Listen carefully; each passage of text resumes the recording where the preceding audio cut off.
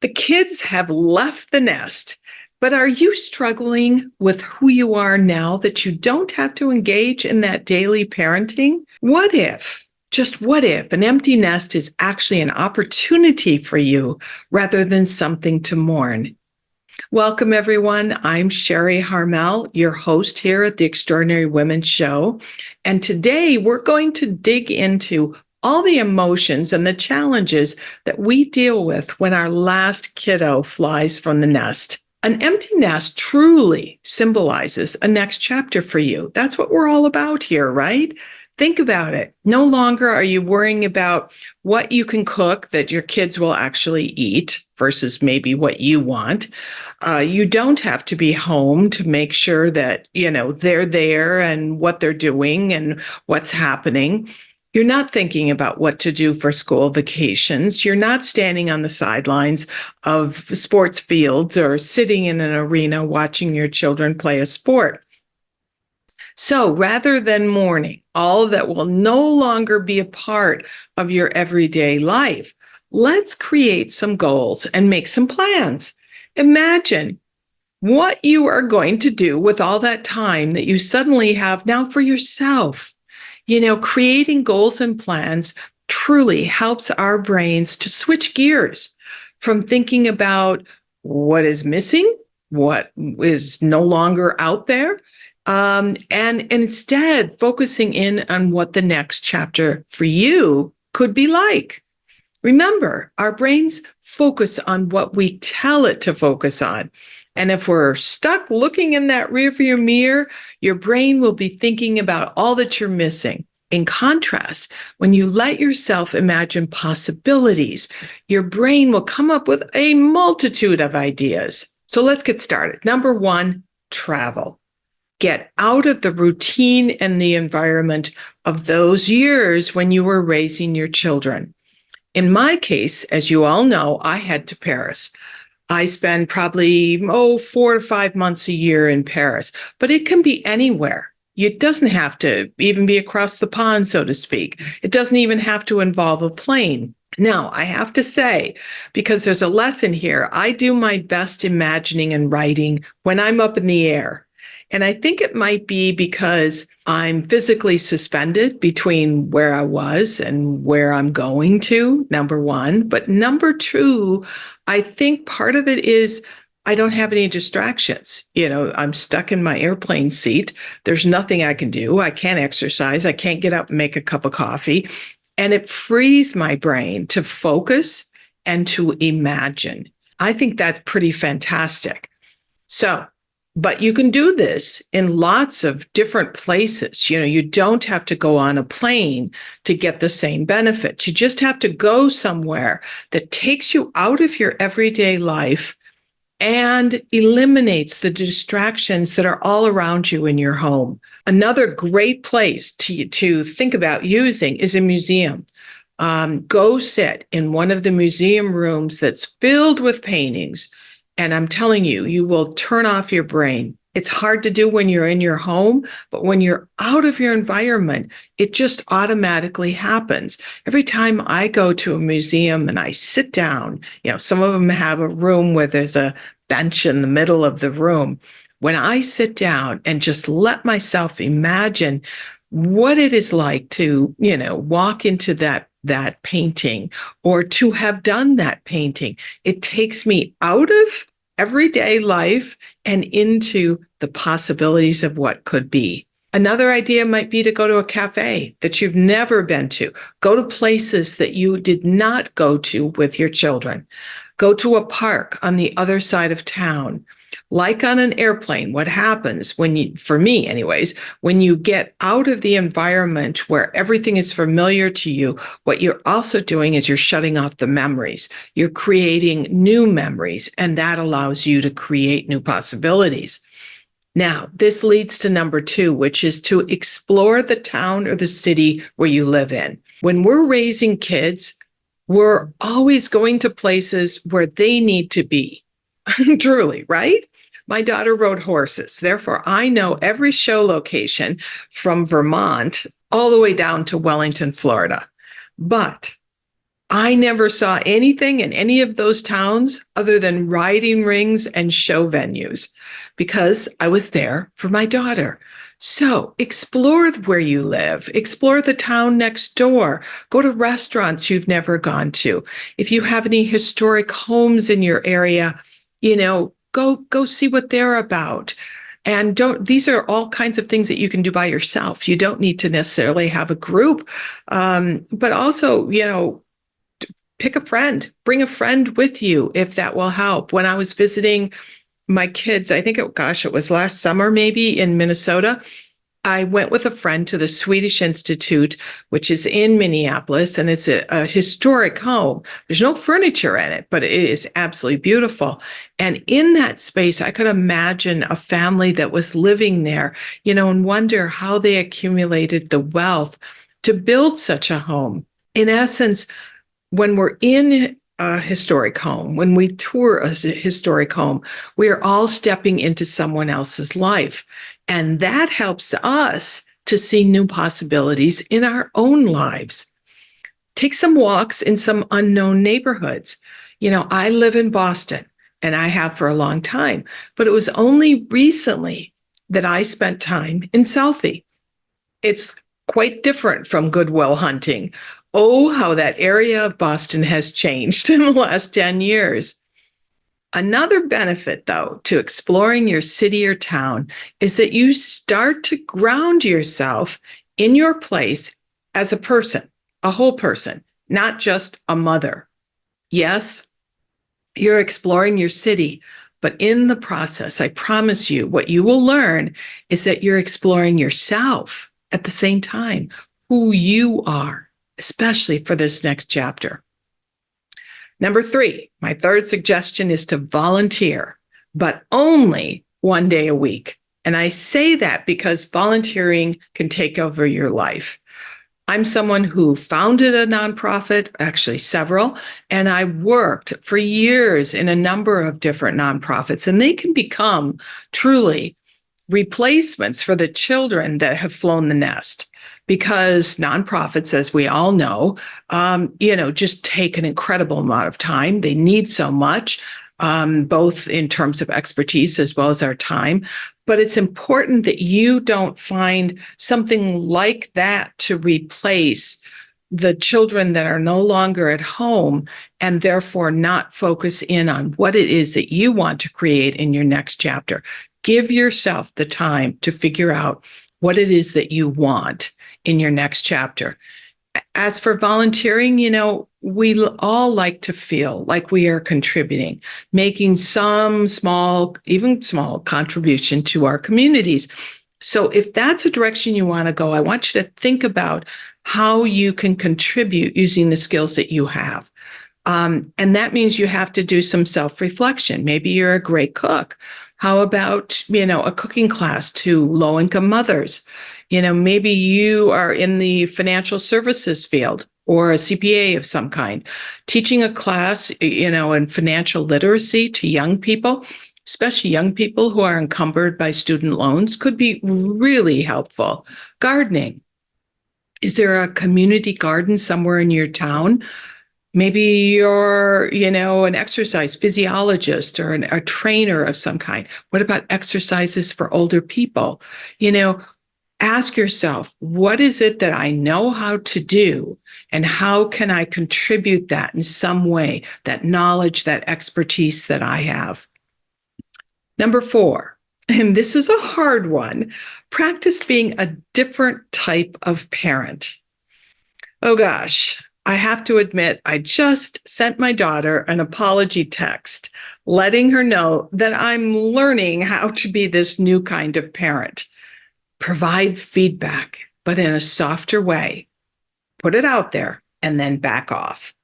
They are adults, even if they don't always act like it. But you always want to be that safe place for them to come to ask for help. They don't want to hear, I told you so. Nobody does, right? And now your children are adults. They just want to be able to talk through it with you because you are the safe place for them to do that. This is really, really hard. I think it's the hardest transition to make. as you reach midlife and beyond and your children leave the nest. But truly, it's something that I think sets the groundwork for a future relationship with your adult children. Know that the skill set that you developed from the time your children were born, that provided them the great launch that hopefully they have had, that skill set that you developed over that time period is an entirely different skill set from the one that you need to deal with adult children. And that's the hard part, because we think, well, I'm a mom. I'm going to tap into those exact same skills that I used when my daughter was 1, or she was 10, or she was 16, or she was 22. But no, it's all changed. It takes a lot of practice, and be kind to yourself in that process. And do ask your kids sometimes for forgiveness. Like I said, I had to text my daughter and say, I'm learning how to be a parent to the adult that you are now. I can't tell you how many conversations like this that I have with my girlfriends. And sometimes I run things past them. Just the other day, I have a dinner with my son and his wife, so my daughter-in-law, and there were some things I wanted to say to them at this particular dinner, but I ran it past my girlfriends before the dinner tonight. And actually, the feedback was invaluable, because I think I would have said all sorts of things that I wish I hadn't said if I hadn't run it past my girlfriends. Girlfriends are smart. It's always easier to, give someone advice than to kind of see your own path or what you should say or not say. So run it past your girlfriends. It will help. Always find ways to stay in contact with your children also. And, when they're younger, they come home all the time. So you know what's going on. Their phones are probably under the family plan, but when they're adults, and it's an entirely different scenario. So ask them, do you want to stay in touch via emails? Do you want me to stay in touch via the phone, phone conversations? Do you want me to send you text messages? Ask them what they prefer. And if you text, be prepared for a few weird comments.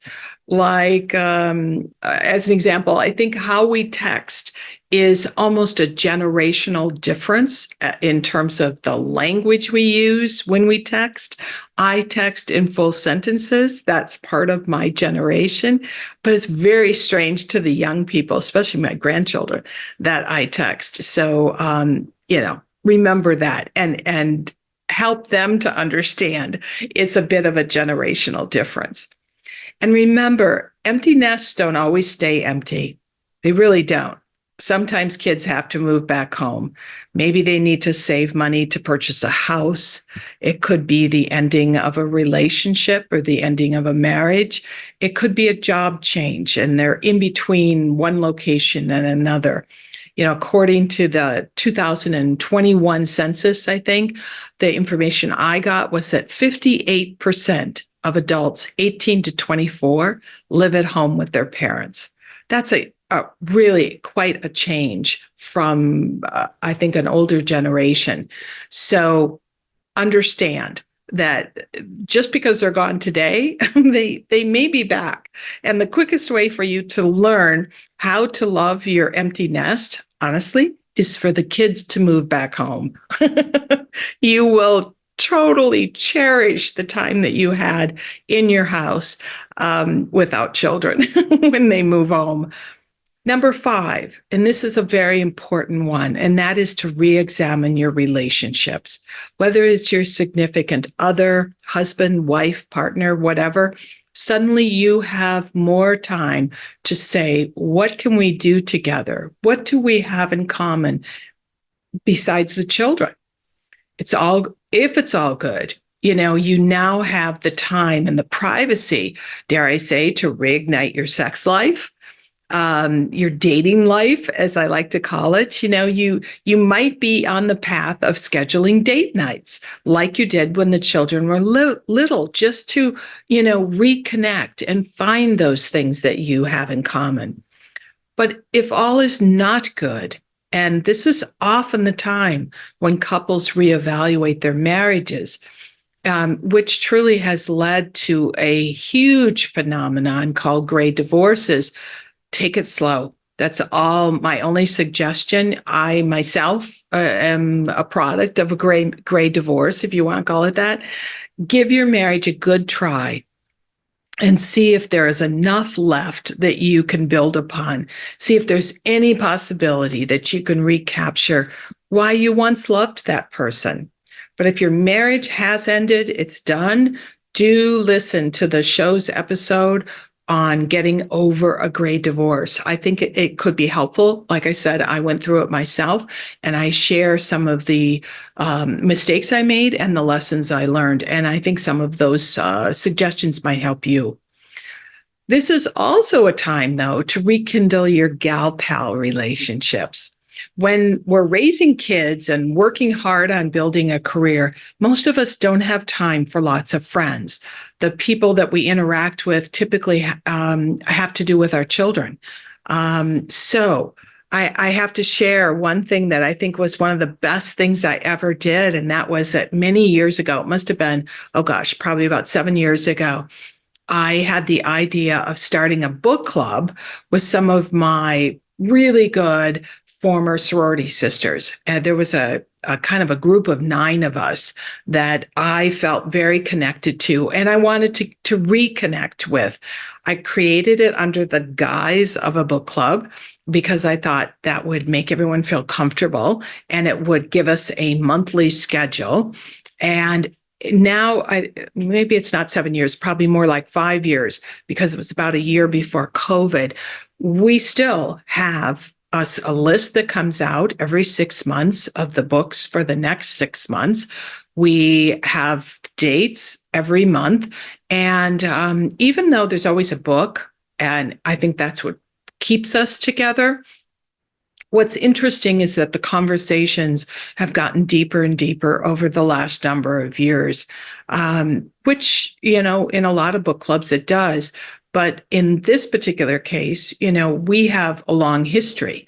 All of us have known each other since we were, 18, 19, 20 years old. Very fun. And a whole lot of experiences, though, that we didn't share between graduating from college and midlife, if you want to call it that. So it's really a wonderful opportunity at this particular time in your life to think about, who do I want to reconnect with, or how can I build a friendship base?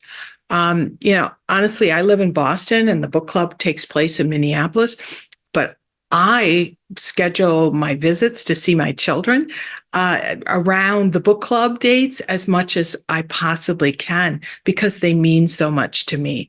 We need good friends as we march into our next chapters. We need gal pals or girlfriends, whatever you want to call it, because this is an interesting time in one's life. And to have that kind of support is really, really important. Number 6, be your own fabulous parent. The other day, I've been in Minnesota since the holidays, and I'm leaving in a few days. But I have, during this time, listened to my daughter over and over, talk to each one of her children about what they're good at. It's just a mom to child conversation. And she's always asking them, what are you interested in learning more about? And then she immediately, gets online to see if there's any kinds of ways for her classes, whatever, for her children to pursue whatever interests them. We all did it as parents. We don't even maybe remember it. As I watched my daughter do it, I remembered I would ask my daughter the same thing. Well, this is your time to parent yourself and to tell yourself, you know what, Mary, Elizabeth, Jane, Sharri, Samantha, you're really good at X, whatever that is, and compliment yourself. That's what I mean by parenting yourself. Then go the next step and ask yourself, what are you really interested in? It might be that, you're interested in, I don't know, learning how to sew again. Maybe you sewed your own clothes as a young girl and you've got some ideas of outfits you want to make or pieces you want to make, and you want to go back to that. Maybe you want to take piano lessons again. Maybe you want to learn a second language. Maybe you want to take some college classes in topics that were not part of your education program, were not part of your career. It's all up to you. You can sign up, you can research and sign up for whatever it is that you want as though you are your own parent. And if you're thinking of possibly starting a side business, as many, many women, midlife and beyond, are doing, why not go back to what some of those tools that we all used in our college years? I was a career counselor at a couple of universities in the Boston area. And we talked about this all the time with students, and that is informational interviews. Sounds totally, process oriented, very professional, but it doesn't have to be. It can be you calling up people who have a business and in that business, they're doing what you kind of are thinking about. Do I want to explore that? Invite them to meet you for coffee, take them to lunch, or, if they can't do any of that, maybe just a phone conversation. My guess is, given, the way things are today, they might actually appreciate meeting you in person. But it's a perfect opportunity for you to sit down and ask them all kinds of questions about what they do, what their day's like, what are the challenges. Remember back to when you were in college or you were coaching your own children through college and their first jobs, and do your own informational interviews. Another tip that our children did, and some of us did, and that is to shadow someone who is actually doing what it is that you think you want to do. I met a woman on a tour that I took a number of years ago. She was a professional, I think at Disney, but had this idea in the back of her mind of starting a floral business, brick and mortar floral business. And she connected with another woman on the tour who has a thriving floral shop, business, book, et cetera, and asked her if she could spend some time with her, just shadowing her to see what her day is like. Perfect, right? You want to, own your own bakery? Go shadow somebody who owns a bakery. Not a chain, but who owns a bakery similar to what it is that you want to start. All those tools that you learned as a young person to find the right job actually work for you at this stage of your life. Last, create routines that fuel you. Fill your day timer or your online calendar, whatever you use, with a schedule that makes you feel happy and hopeful. I color code mine, actually, because I still use a paper calendar. I love paper calendars. But I color code mine on, whether it's work, whether it's working out, whether it's, social events or whatever. And I do that because it helps me to actually see, am I overweighing my time in a particular area? Do I have too much scheduled in that particular area? Because we're all struggling to find balance. And at this point in our lives, it's even more important. You have lots and lots of years ahead of you, God willing. And we want to feel good about ourselves and about our lives. And that usually happens when we are busy and we are productive, and that we feel we have some kind of purpose. All the bad news about the negative effects of empty nest, and even calling it an empty nest syndrome, were created by people who didn't plan, didn't dream, and they just let their world get smaller and smaller and smaller. We don't want to do that. And if you're listening to this podcast, you're one of those women who wants to design and create your own fabulous next chapter, not wait and see how it all evolves. And so I say cheers to every one of you, and do share your ideas. I love hearing from you. And frankly, that's how we all learn and grow. So do share. And thank you for joining me today. Take care. A biento.